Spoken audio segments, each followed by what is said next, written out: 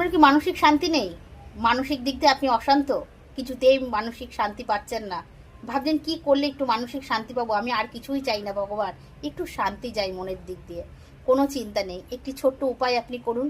বিশ্বাসে না অনেক কিছু মেলায়, হ্যাঁ, আর তর্কে কিন্তু বহুদূর যেতে হয়।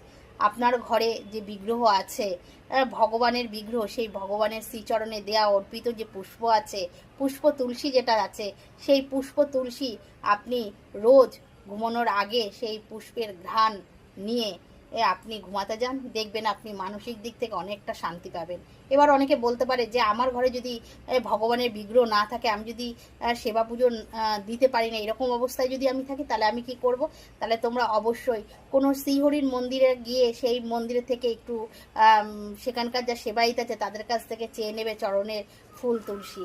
সেই চরণের তুলসী আর ফুল প্রতিদিন রাত্রিবেলা ঘ্রাণ শুকে তারপরে ঘুমাতে যাবে, দেখবে তোমাদের মানসিক শান্তি অবশ্যই পাবে।